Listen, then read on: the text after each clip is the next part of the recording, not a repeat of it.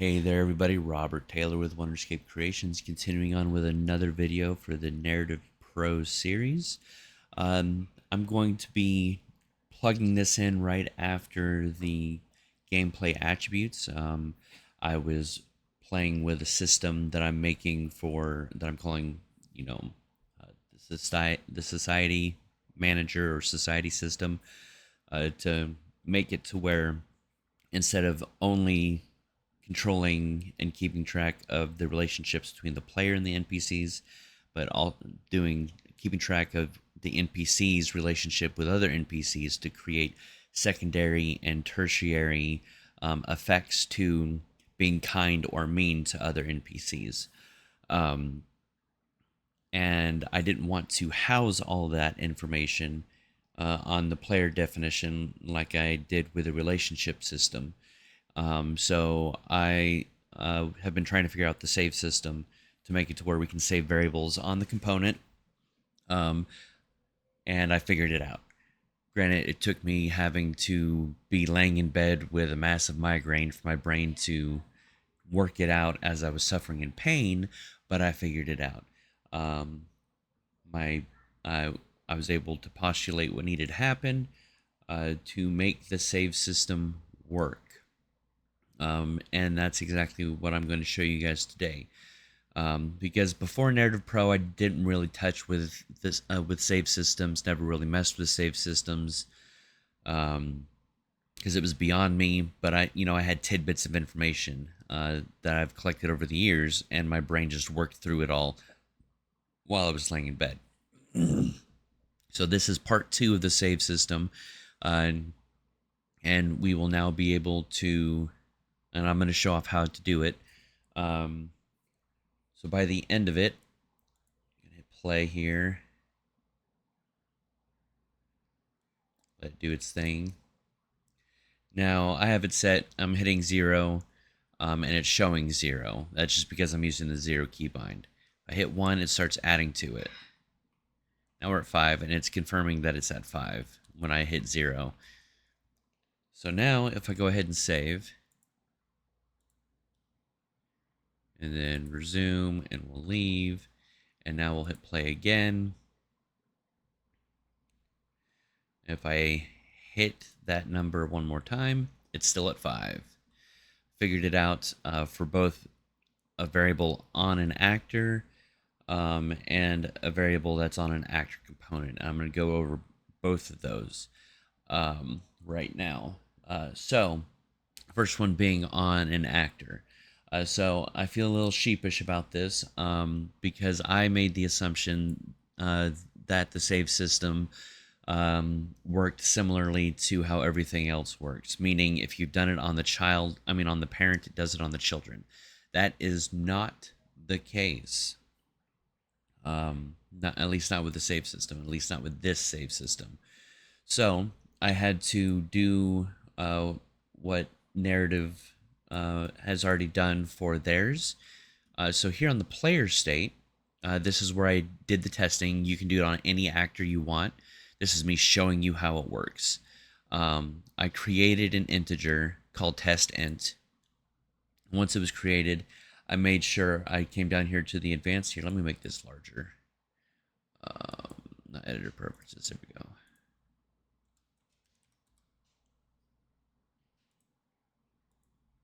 There we go. If you come down in advanced, you can check mark save game. This will save the variable. It is important to make sure you check this, no matter if it's going here or in a component. It has to be here, and this has to be checked. The next thing you need to do is make sure that we have a specific interface. Now, Narrative Pro's player state already comes with the narrative savable actor, but we need to make sure that it is there if you're following along and doing this to your own actor. Make sure that that is added. And that'll give you several interfaces. We have here, or not several interface functions. We have the get actor GUID, should respawn, prepare for save, load, and set GUID. Yes. Okay. So the first thing we need to do is you need to make sure that you have a GUID. So if you go ahead and just double click on the event set actor GUID that's going to be here on the interface, you can easily just pull out of here and promote to variable. And this one's called static GUID. And once you've done that and you compiled and saved, make sure that you generate this. So hit the down arrow and hit generate. Once you've done that, we now need to pull in the event begin play and event end play. And that is because we're going to need to make sure that we load and save the data correctly. So after we've done that, gotten these two things, we need to search for the narrative save subsystem, which you can find here, right here at the bottom. And then pull out of there and search for load single actor and save single actor. And make sure the actor is self. Plug them into their corresponding and correct events. The last thing we need to do is the get actor GUID. So make sure you double click that under stable actor for the interfaces, and it'll add it to your functions. And you'll get that static GUID and place it in there. Compile and save. That's everything you need to do to make variables save that you've created within an actor's class. Is once you've made it, make sure you have it saved game check marked, and with these three things and this one thing set up, you are good to go, easy peasy, ready to go. Now for components, it's a little more difficult. As you can see here, I tested it with components. I know it works with the component. It just took a little bit of new learning and understanding. So I initially started with just creating, I created a basic component, nothing special about it except I put in the comp test int, and I went ahead and checkmark save game. This still has to be checked, so make sure you check it. And I tried to load it doing it that way, and it did not work, which is fine. I went ahead and did more research in the narrative documentation, and all it said to do was to add this component. This interface, narrative savable component. It didn't really go into detail about much more than that. And for those of you who are familiar with save systems, you'll know what to do after that. Me, I wasn't. I had to do a lot of self-learning on the subject to figure things out. And then, like I said, with my migraine, my brain went ahead and plugged in the gaps that I was struggling with. So once you've added this interface, double click on both of these to add them to your graph. And we now need to, I can delete that, don't need that. We now need to set up our saves. So for the prepare to save, we need to create a save game object. Now, narrative has their own narrative save. So although I called mine test save, is a child of narrative save. Once I did that, I went ahead and created a variable called comp test ends. I just kept the name the same. You can name it whatever you want. I think it's easier to keep track of if the name is the same.